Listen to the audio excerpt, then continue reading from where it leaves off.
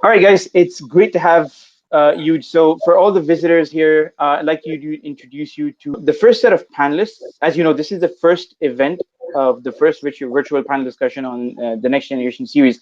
And from what I have been seeing over the last couple of days and the last week or so, this event's kind of getting a lot of well, just the series in general has been getting a lot of traction. Like a lot of people are getting really, really interested in attending and speaking. So hopefully the next series, the next events in this series will do a better job marketing and getting more people on it. But like we discussed earlier, all kinds of businesses are having issues and problems, and they're trying to scratch their heads, trying to figure out how to go about it. And the best place to start is branding. And we really need to sort of set our foundations, or help other people set their foundations on moving forward as a result of what's been happening with the pandemic and everything else that's followed. To those of you attending, I want to introduce you to our first two panelists. The first is Mari Paseva. She's an international marketing specialist, and she's basically one of my favorite content producers on LinkedIn. So if you are on LinkedIn, which everybody should be, I recommend you guys go and follow her today, or connect with her today and consume her content. And then I'd like to introduce you to Phil Darby. Phil's really experienced. And I could just stop here, but yeah, he's got over 30 years experience in branding and advertising and marketing. And he's the founder of the Full Effect company. And Phil's here to share, along with Mari, Phil is here to share his insights and perspectives on branding, brand building, brand development, and how we can all infuse brand in our businesses. So let's get on to the first question we've for you today. We see this a lot, right? I mean, we hear this a lot. I'm not as experienced with brand as you guys are, but I hear this a lot. Whenever you hear about brand, whenever you mention brand, people say, "Oh, you mean, oh yeah." If you tell people somebody's branding has changed, they go, "Oh yeah, the logo has changed." That's the first idea that comes to their mind. Brand's all about logo, or brand is about a font, or it's about a color, or whatever. And while that is partially true, and again, I'm gonna, I'm gonna give you the stage. But this is just my 2 cents on brand. For me, brand is, and you guys have already heard this spiel before. For me, brand is an emotion. All right, it's a feeling. So when you mention Kellogg's, I think breakfast, right? I think cornflakes, I think breakfast cereal and breakfast. When you say, Colgate, I think about teeth. So when you say Mercedes, Mercedes is for me like an aspirational brand. As a watch collector and having lots and lots of watches, I'm missing one, and it's not even in the holy grail of watch collection, but I'm missing a Rolex. And for me, it's just the thing of I need to wait to make the right purchase at the right time, because that Rolex that I buy is going to have some kind of significance. But for me, Rolex is an aspirational brand. For somebody else, Rolex might be a brand that they want to show off with. They want to just wear a Rolex and say, "Hey, listen, I got a Rolex." For me, it's not about showing off. It's about an aspiration. So different brands represent different things. Okay, so I'm going to start with you, Mari. What is brand according to you? Well, thank you for the question, and absolutely. So I'll shoot my answer, and I think while Phil would, I believe, bring a bit of the more academic and meaning behind branding, which is backed with his experience in the field. What I do, and you've seen that from my content, what I do, I really try to explain those big concepts that we marketer knows with the marketing terms behind them, to just explain them a bit more simplistic for the humans outside of the world who are not marketers, so that they can implement it. Because in reality, branding is not only for the big corporations who can hire someone and make them implement it to their company. So what I believe branding to mean, brand is your identity.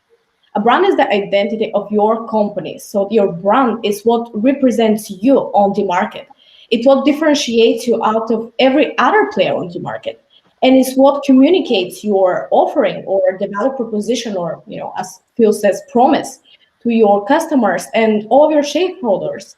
So in this sense, your brand is actually becoming an asset to your company. It's not just, as you said, the logo or the font. It is an actual both financial and, from a business perspective, asset to your company. And in a best way to explain it, well, think about your name. I'm Mari. I'm not just someone random on the street, and you know me with this. So this is what brand stands for. It represents you, it's how you're known on the market, and it also shows what, as you mentioned, what associations your brand has, what perceptions your customers and the rest of the shareholders have for you. Because while if we have an amazing brand internally, well, if this perception doesn't match with what the customers and the external world thinks of the company, well, then we don't have a good branding. So again, for me, the goal for a strong brand is that it is aligning with your core of the company and the actual identity of your company, so that it's not only the fluffy, logo and font and everything you see on the surface, but it truly is engraved and is communicated through all of the brand elements and your marketing efforts. Awesome. I like that. And actually, I'm a big. By the way, I'm a big believer in building one's own personal brand. Everybody, and I totally agree. Everyone's got a brand. Like you as Mari, and you as Phil, as me, and me as Barry. We're all brands in ourselves. So yeah, perfect explanation. Love it. Phil, your go. I don't disagree with anything that Ray says, but I encourage people to look at things a different way. And I don't see brands. I see brands as communities of people who come together because they have shared values and beliefs. And the role of good brand management is to unify those people behind a single idea, which is manifested in the brand promise. So every brand has, in that context, every brand has 6 basic stakeholder groups. And the task of somebody managing a brand is to get them all on the same page. And the reason this is important, the reason brands are important and increasingly important today, is because in order to move at the pace that you need to keep up with the digital environment, the digital marketplace, you've got to get everybody on the same page and pull them in the right direction. And companies don't do that. So if you've got a brand community of people who are all sharing the same vision, understanding the same principles, have the same passions and beliefs, then you're going to make things happen quicker. You're going to make them happen more efficiently, cheaper, and with less pain. So this is the function of brands these days. It always has been, really, but it's just been exacerbated by the fact that we're in a digital economy now, and obviously COVID's accelerated that. So yeah, summarise, brands are communities of people with shared values and beliefs. They're unified behind a single objective idea that's encapsulated in a promise. I like that as well. Yes, brands are definitely communities, because if you look at it right from back in the old days, even before official brands were in existence, there were groups of people operating. And even though a lot of them, a lot of people might say, oh, those weren't necessarily brands, even those groups of people that were operating, even during, I don't want to bring religion into the discussion, but even during those times, different clans, different people, those were all brands in themselves. And the reason other people followed those groups or those communities was because they actually branded themselves really well. So that makes total sense. Yeah, there's a point. Sorry, I didn't mean to interrupt.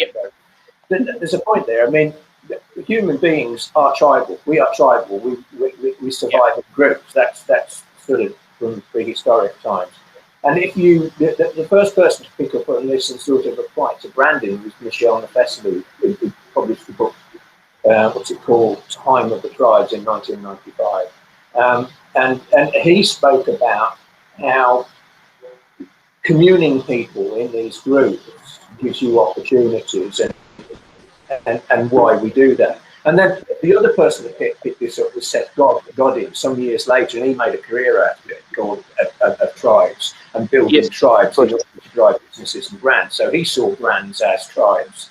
And just recently, or more recently, we've had Greg Sattel, who's written the book Cascades, which is really a very authoritative tool. I mean, it's a massive, beautiful book to have written, because it actually takes all the things that Nefesselu and Seth Godin in the church spoke about and provides today's evidence of why that works. So he doesn't just talk about it in terms of marketing. He points to how the building of communities around ideals, around these brand communities, has enabled governments to be changed, wars to be won, all kinds of cultures to be changed. It's endless, and he evidences this in the book, and it's just a brilliant book. I recommend it to everybody to read, and it sort of puts everything in perspective there. All right, we'll actually I'll send out an email to all the attendees later on. But when we send out our link recordings, I'm going to make a mention of all these references and books. All right, so great.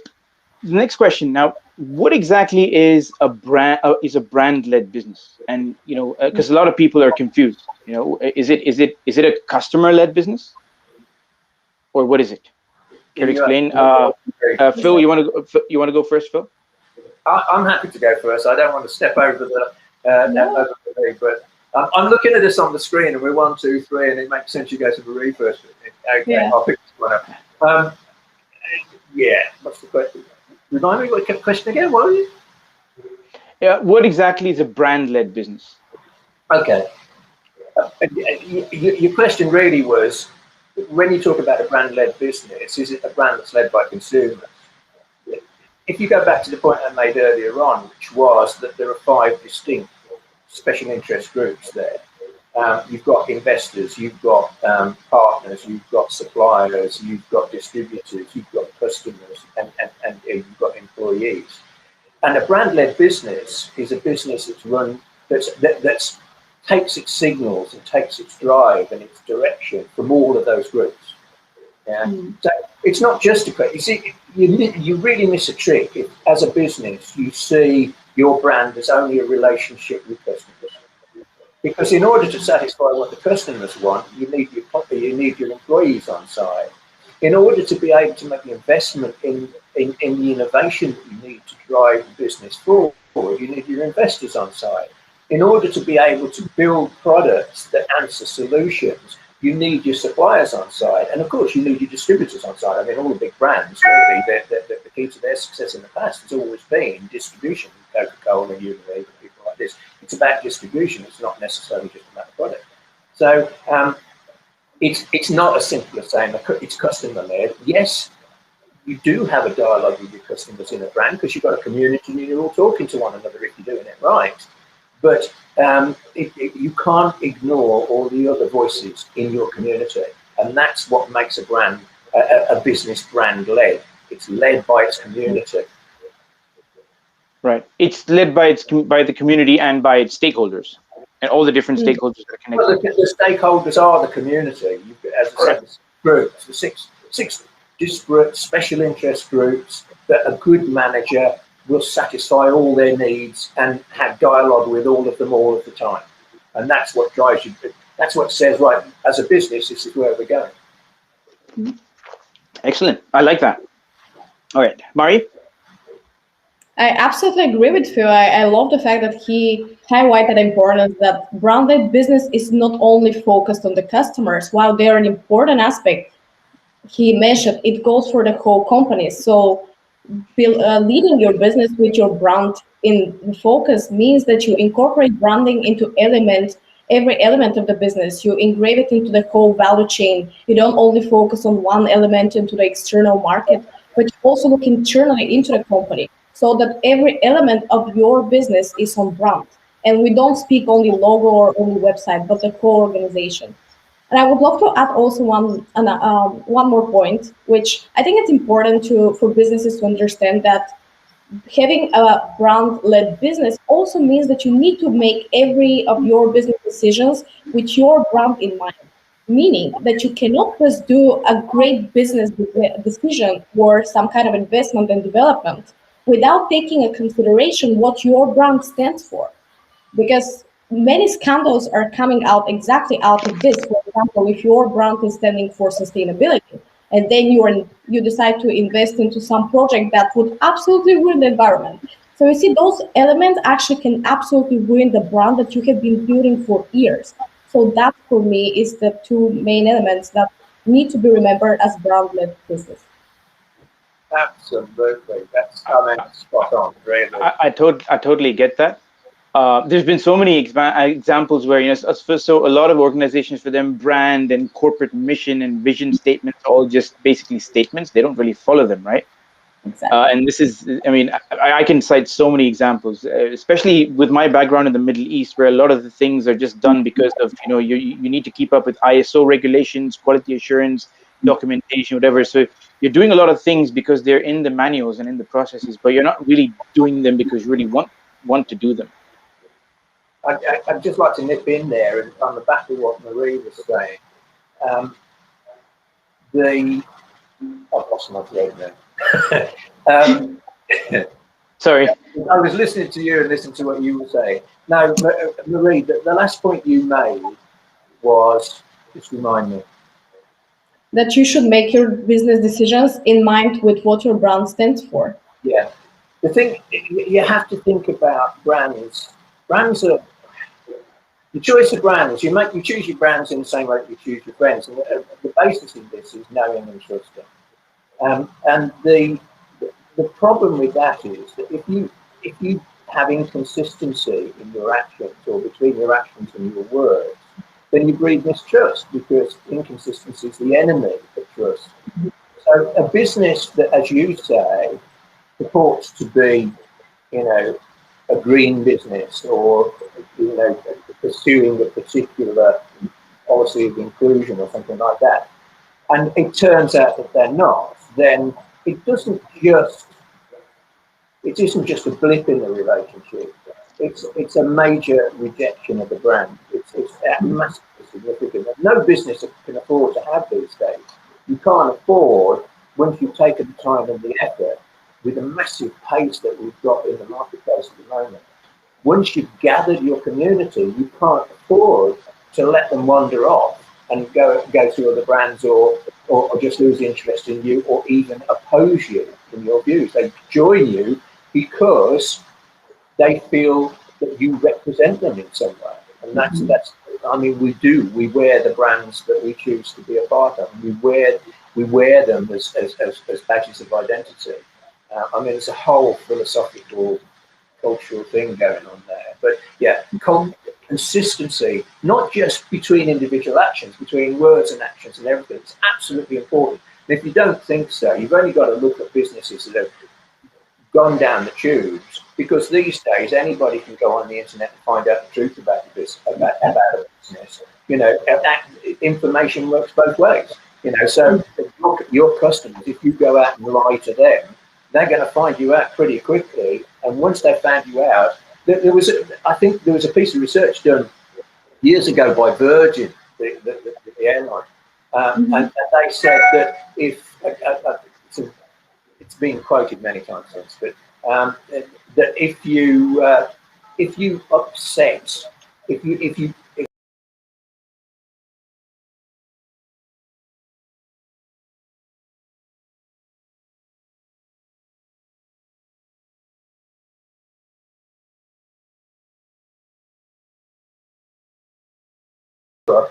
when you identify the brand, I build brand models, and we have to be sure that all the elements of that brand that define that brand are realistic. It's no good saying stuff to people just because you think they want to hear it. You've got to be able to deliver it, because if you can't deliver it, it will have a negative effect. Oh yeah, absolutely. There's a lot of examples where, because everyone talks about being agile, especially now in the recession and whatever. But apart from being agile, I think you should also stick to your brand values. Like a lot of brands are expanding out of their comfort zone because they see that there's a profitable niche, and they're like, oh, let's get into that niche. And sometimes it works, but sometimes it just doesn't, because it's just not, like it's recently, I saw a couple of months ago, was it Colgate that launched, it was in the news actually. I can't remember. It was Colgate that launched uh, a product that had nothing to do with toothpaste or anything. It was really weird. There's a lot of these examples in the Middle East. I don't want to bring out names, but people that are doing purely dairy products all of a sudden start making salads. Sometimes it just doesn't work. So I think it should also represent your brand shift, if there is a shift, and there should always be a shift, but it should be in the direction of where your brand wants to be or where your brand promises, not just where the money is, essentially. Uh, Sorry, Phil, I think you were going to say something. No, I was just agreeing with you. You know, companies tend to see the short term, and it's understandable because it's chief executives are appointed and they're judged every year based on the performance that they get, and it's always numbers on Profits. paper. And that sort of draws businesses into doing the wrong stuff. Because you can very quickly start just looking down at your feet and following that route. Chasing the money doesn't always work. But the point you make about diversification, actually there's two sides to that, because there's no reason why a business that's operating in one market or one sector can't expand into another one. In fact, disruption at the moment is most often caused by operators in adjacent sectors.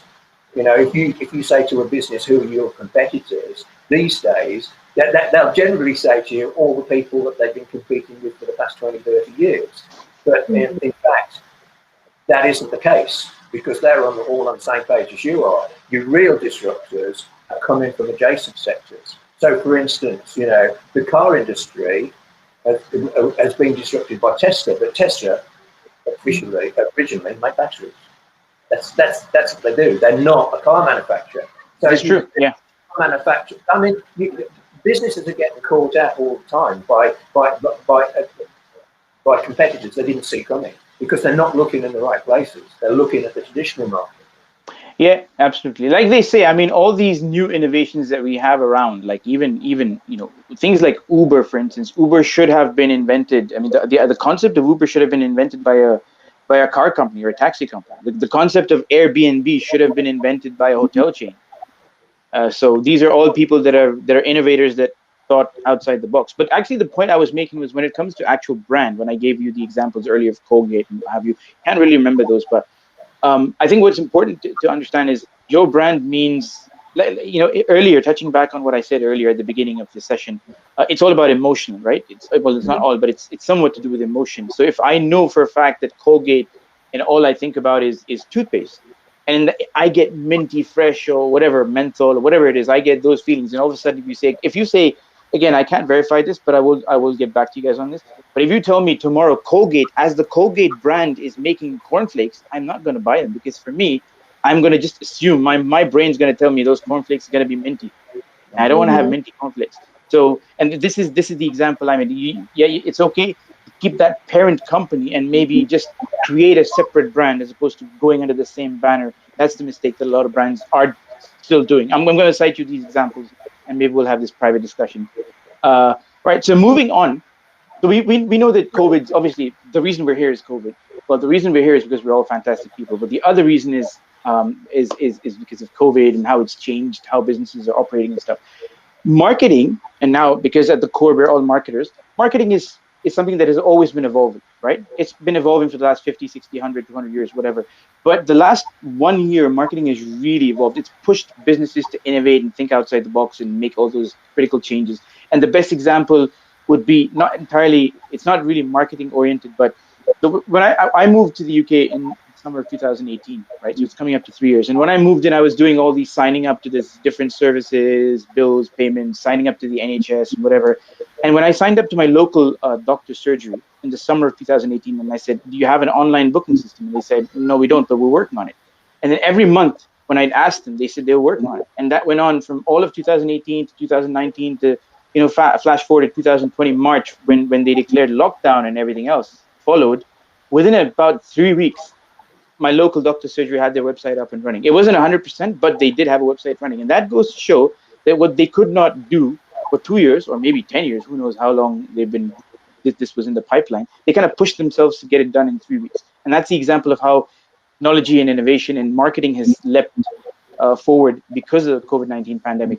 So in your estimation, how can businesses in general and small businesses and startups in particular cope with the marketing change, you know, and branding and marketing, you know, as a result of the pandemic? Mari, you go first. Thank you. Yeah, you've highlighted something which is absolutely crucial, and we're seeing such such an innovation actually being developed with, in a split of a second, when in reality they could have taken 10 years or 15 years until they're implemented. So we just jumped over a whole decade of digitalization. And many businesses, especially as you highlighted in your question, the small to medium businesses, they don't really know how to do that. So I think for my first point is exactly digitalization. So digital became the new normal, and it became the main premises when people meet, because we cannot just go out and meet as we did before, shop as we did before. So now we communicate, we meet, the community, everything that we have is digital. And that means that companies and brands need to embrace digital to the fullest extent. But that doesn't only mean have your website or put your offering online.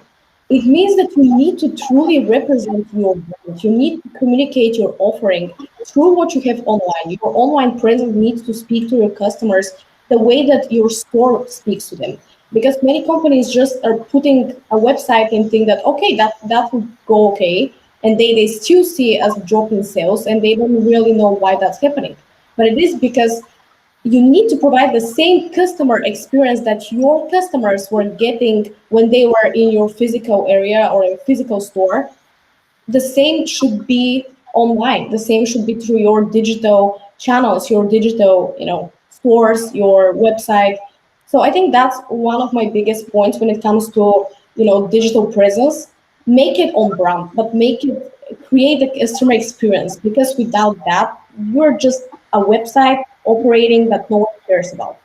And my second point is that you really need to focus on how do you provide value for your customers. And obviously, that's what businesses are for. They always provide value. But the thing is that while we have been seeing so many, differentiation in the offerings of so many brands, I think what happened right now, we're put into this situation that the economy has been hit significantly, especially within specific markets.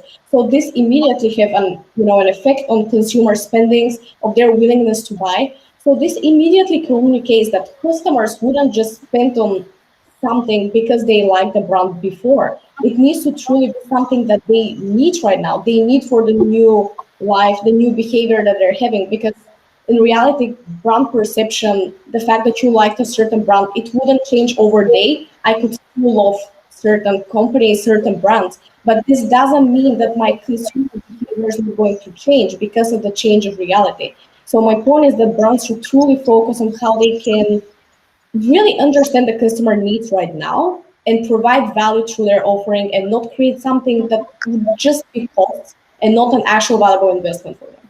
So those are my two main points. Interesting you mentioned that, because I'm all about consistency, and I think one thing that people should understand is uh, brands should really focus on becoming omnipresent brands. And I'll give you a very quick example. So recently, about 2 years ago, I'm not going to mention the brand, but I bought something online, and there was a problem with it was a garment, right? And there was a problem with the size. So then this is actually a traditional brand which is not around, or it's not going to be around for long. Hint, hint. And then I actually went to their branch, their physical branch, somewhere on the high street, and I said, "Listen, I bought this thing and it doesn't fit. Can I exchange it?" And you know what they said? They said, "Well, we'd love to help you out, sir, but we have different systems for the online, and we can't really return." I'm like, "Hang on a second, isn't this the same brand? I mean, I bought this item from your online website, which is technically a store, and now I'm returning it to this store. How is that any?" And they're like, "Well, sorry." This is just an example of how brands are not really offering an omnipresent customer experience. So great point you touched on there. Phil? Yeah, omnichannel marketing is important. Going back to the original point, I mean, digital. The thing that digital technology has done is that actually it's made us able to do things that we've never been able to do before. That's simply what it does. I mean, it's just a matter of things that would have taken thousands of people tens of years to do, we can do in a switch these days because of the power of computers. So basically, the digital technology that's built up on that has tended to do a number of things. Mostly, it's enabled us to deliver products and services that people really want. And it's done this because, A, it's enabled us to know what people want better. And secondly, it's enabled us to deliver it better. If you think about it, most of the products that Sorry, Phil, consumers we're kind have of been losing fobbed you. off with for Yeah, generations to basically not being what they Phil, wanted. if all right, so I have a suggestion. If you're having, you might be having Yeah, bandwidth issues. Maybe you can turn your camera off so you can, so we can hear you. It will save up some of your bandwidth. it might be bandwidth, but it might be winds here. I'll turn the camera off. Okay, is that, are you hearing me better now? Can you hear me better? Yeah, Marge. Yeah, it's better. I think it's better. Yeah. Okay, well, I'll just talk for a minute. Yeah, so for generations, we've been fobbed off with products that are nearly products. They're not exactly what we wanted, but we put up with them. And they've been manufactured that way because that's the closest businesses can get to delivering what we want, either because they don't understand what we want or because they just don't have the capability to be able to do it at the price. So if you've got a technology that enables you to make something that you couldn't make before, it forces you to rethink your business and say, okay, now we can do this. Can we actually deliver what people want instead of doing what businesses have tended to do in the past, which is make what they can and then go out and convince people that that's what they want? It's a different emphasis. That's one of the big things that digital has done. It's made it absolutely ridiculous for businesses to make what they can, make whatever they can, and then convince people that they want it. Yeah, that's done now. We don't have that anymore, though there's still some businesses that are trying to do that. What we're doing now is working the other way and going out and finding what people want and then working out how to make it and delivering that to them. So that's what digital's done. And this has forced businesses to change. It's forced businesses to produce different products, to move into different sectors entirely, because they have resources now that enable them to do something different. The advent of COVID hasn't changed anything. What it's done is just speeded that process up. It's actually Absolutely, because it's speeded up the process of attribution as well. Sorry, businesses going broke, because if you were slow off the mark and weren't reinventing your business as a digital business, then when COVID hit us and the need was there's no way you're going to catch up. You're just not going to do it. And the businesses are successful now that have survived and will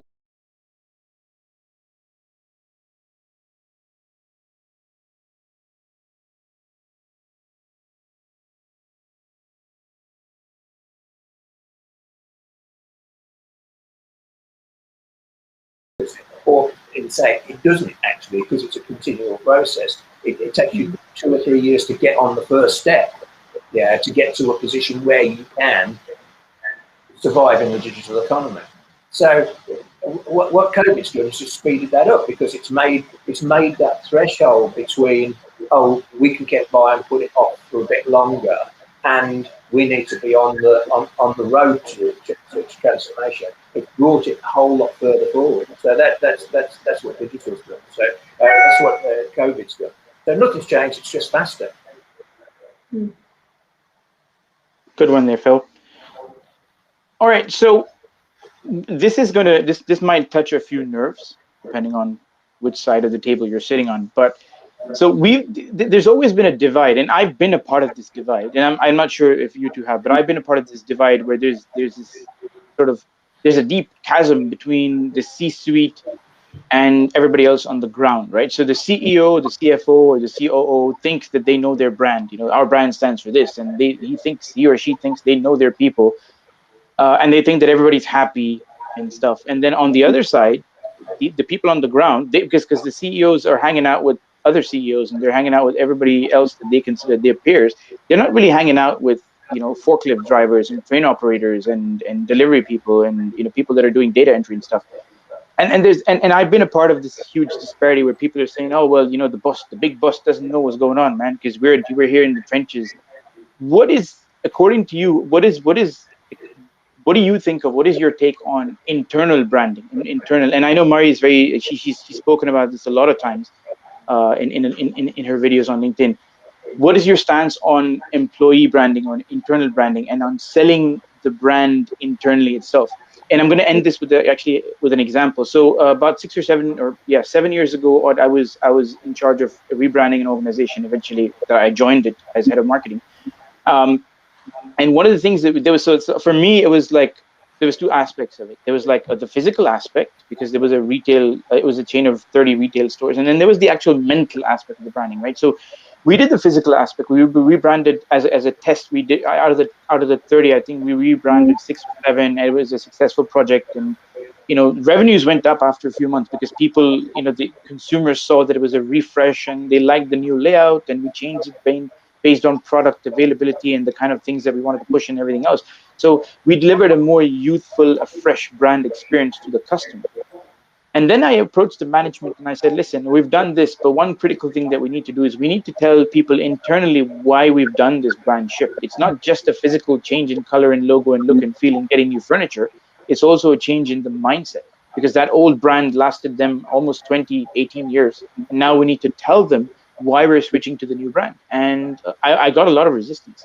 And that was, for me, it was the perfect example of how the top layer is not really that concerned with championing the cause of brand internally, and the reality is they should be. So what is your take, Phil? All right. This is a big subject in itself. Marie did a great piece in the week on what did you call it? Employer branding, which is a sort of a bit of a buzzword at the moment, and that's great. I mean, I interjected into her conversation in the week and said the problem that we have here is that when you talk about the employer brand or employee brand or employer branding, you've got to be quite precise about what you mean. I see branding as a verb and brand as a noun, right? So if you've got a brand, you have a brand.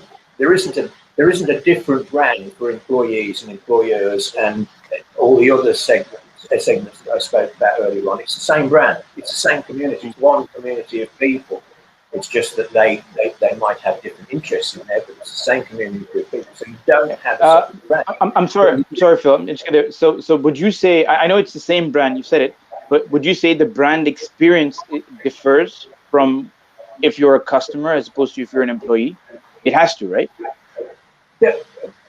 Well, the experience is different because you're occupying a different space to do that, but the promise is the same.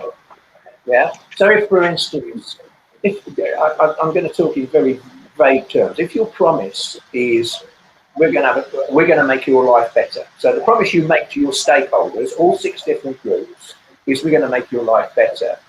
Each of those segments will take out something different from that. So an employee might say, "Oh, right, it's going to give me a career opportunity."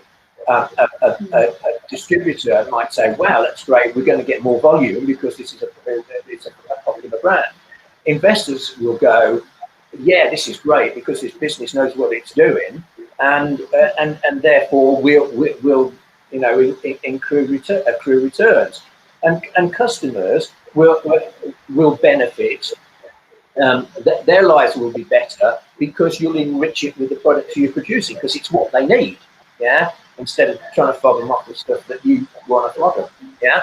So it's the same promise for all the groups. Yeah.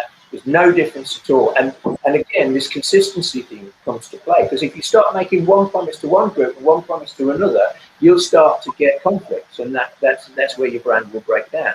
So this is where brand development is tricky. It's not an easy thing. There's lots of people going out there and say, "Oh, well, we'll develop a brand for you. We've got a program. We do this and that and the other." And it's not that simple. It isn't that simple. It is complicated, which is why you need smart people doing it. And that's simply the case. But in terms of once you've made all this promise and got all these people on board behind a single idea, and because they share values and beliefs, which dictate to a certain extent the rules of getting to the point that you're delivering the promise. Once you've got them on board, you have to take them, or you have to take all their views and consensus on board, and that's what drives the business. So does that answer your question? Pretty much, yeah. Yeah. Makes actually, yeah, very insightful. Mari, I know you're going to have something really, really cool to say about this because I've been following your conversations over the last couple of weeks on employer branding. Yeah.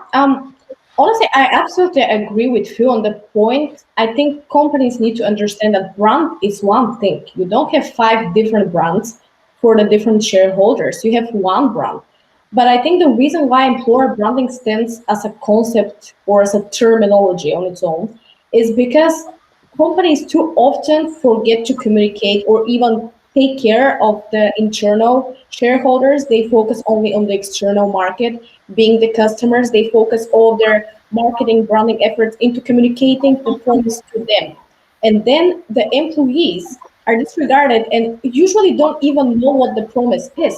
So, as you had a great example, if you're a driver, if you're a deliverer, you're a customer service, you're the salesperson, you're on the front lines, communicating with clients all the time. So if you're not able to express what the brand stands for, what the promise truly is to the customer, well, then they wouldn't understand it, and you are missing out. So the fact that you created a great brand in theory, in practice, you're failing because your employees are not trained. They have no understanding of your company's values, of your company's promise, and that's why it's so important actually to pay attention to employer brand and ultimately to just pay attention to communicate your brand to everyone and all your shareholders externally and internally. So that's my biggest point. And you've made, I'm sorry, you've made a great point with the division between top management, the C-suite, and then what is happening underneath. Often the C-suite is not aware of what's happening actually in the company. What are the actual issues, the actual reasons the company is not performing as well? But they come up with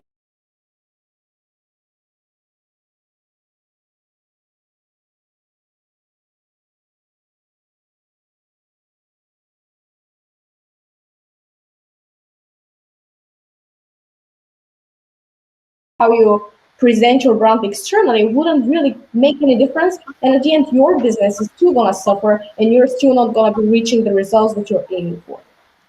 Yeah, I mean, it's all about focus. It's about taking that community and focusing on one another. And years ago, I was working with one of the big supermarket groups in Europe, and we wanted to stage some what was transformation, but we weren't calling it then, a bit of a transformation. And I wrote a letter that I wanted the CEO to sign to go to every employee. I do this quite a lot. I think it's important for CEOs to be engaging with every employee and make them feel important. And I presented it to him and said, "Can you just sign this?" And he said, "I don't write to employees. Get the market." And I mean, it summed up the problem of the company. It summed it up. But another thing about this is that years ago, when I was still originally talking about building brands and building brand communities, I used to present this case study or a case, a formula, if you like, to prospective clients that proved that if they diverge, because in those days people didn't do this, it just wasn't a concept. And I used to say to them, okay, if you divert 20% of your marketing budget to internal marketing, the returns you'll get will be vastly more than if you'd left it in the market. And I showed them how to do it. And I used to take this around and present it, and they used to go, "Oh yeah, give me something like that," and so that's how we work. These people are more conscious of the need to communicate with all their stakeholders, including all their employees. And one of the things that we do when we do the brand development phase, we've done brand identity, brand creation, if you like, and when we're starting to build the community, one of the things we do with every project is we put in an intranet. So, and we use that. An intranet that engages all the employees, all the other stakeholders as well in different ways. And it has a social content, and it has a learning content, and if you use Teachable and you can see how engaged people are, it gives us opportunities to mentor people individually. Any business that doesn't use that kind of communication these days doesn't actually deserve to have success. And they probably are only getting it if they do through. Yeah, you can't expect all the people who are working on your behalf, be they suppliers, partners, distributors, and employees, you can't expect them to get up in the morning and go to work and do what they do, unless they believe in what they're doing and you're telling them what they're supposed to be doing. Yeah? It's criminal that businesses expect people just to do as they're told. And happily, it doesn't work anymore. The command and control philosophy is just dead in the water now. And people who are still trying to perpetuate it are going to have to learn a hard lesson. Absolutely. Yeah.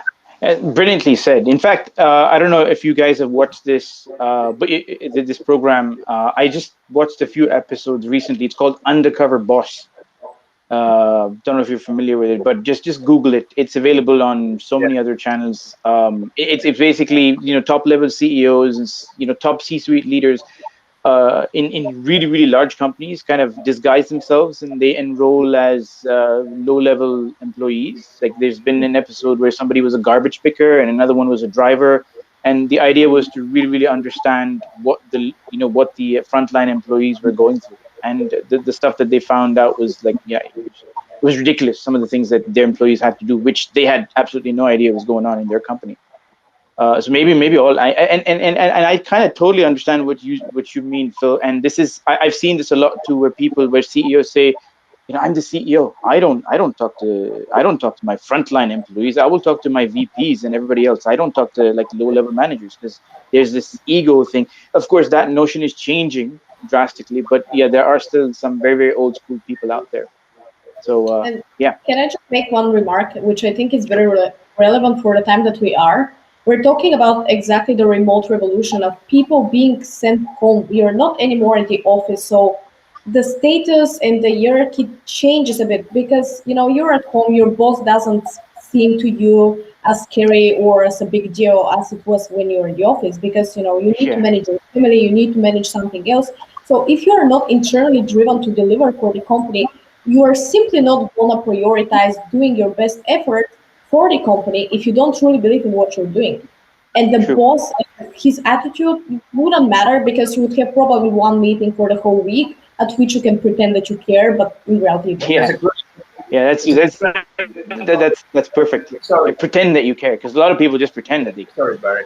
There's a great conversation going on this week because in the UK now we're looking at returning back to work, sort of lifting restrictions. And I heard a conversation on BBC, some interview, and they were talking about whether businesses would return to the office. Now, fundamentally, I think that actually it's never going to be like it was before. But there was somebody on there, a CEO, who was saying, no, we need people in the office because that's how you control them, basically. That wasn't his word, but that's basically what he meant. Bring them where I can whack them around the head every time they do something like that. That was the sort of thing. Yeah. See, well, that's what I meant. So there still are some people out there who think like that.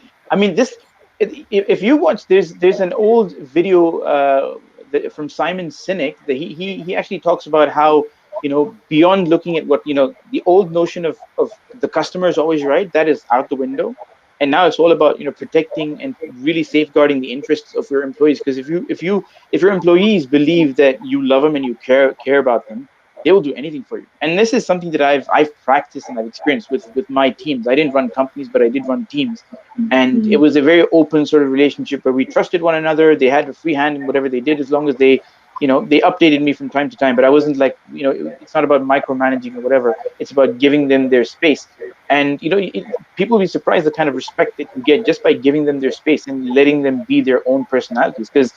And a lot of people will say, well, they don't trust him. Well, then my question is, why did you hire them if you don't trust him? Don't don't That's hire a them good. if you don't Yeah. trust them. Well, I mean, the whole command and control thing that is traditional management. I mean, ways of teaching managers that existed in the past have bred this command and control thing. That a lot of senior managers, just by the nature of their age, that's the policy that they've grown up with. So it works for them. Yeah, it's true. They've been on the other side of that conversation. So yeah. All right. So we're gonna wind up really quick. We just have one last question, and so let's keep it up. Maybe let's keep it to 1 minute each. What is your piece of advice to so what is the biggest lesson you feel that small and medium-sized businesses can learn from COVID? Marie, you go first. I think honestly, I would give my answer for any kind of business because I think with this crisis, every business, every brand was hit, regardless of its size, how old it is, or when did it enter the market and what market it is.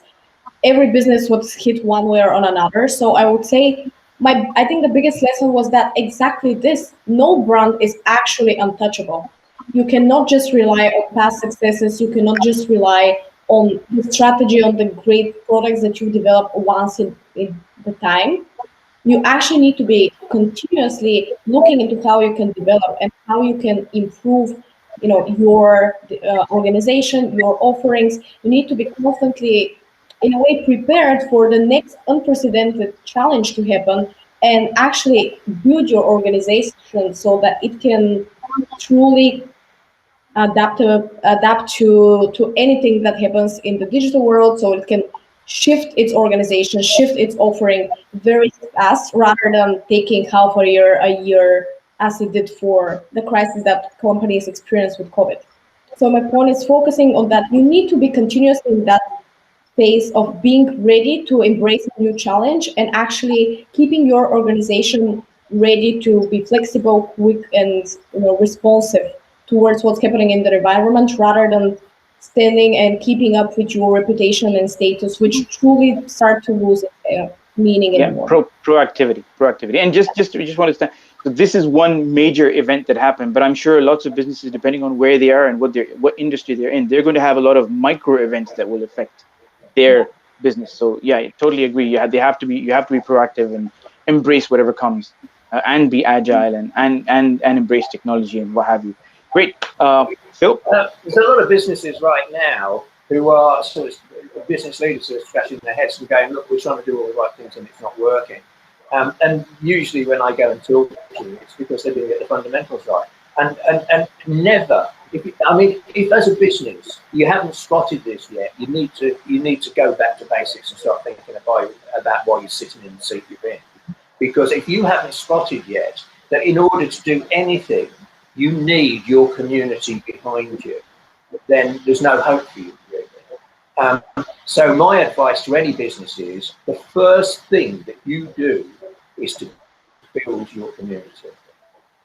If you haven't got your community, that's the enabler. That's what's going to help you be agile, move quickly, do things more economically, come up with great ideas. Innovation doesn't happen in a vacuum. It's not some guy sitting in a boardroom who's coming up with the ideas. If that's the extent of the ideas that you're relying on, you're not going to get very far.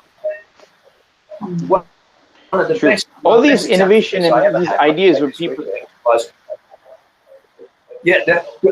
I once was working with an advertising agency. It was at the time, and I had a girl who was a secretary in the media department that came up with a great idea, and we helped her turn that into a business that became an independent business for a large international group.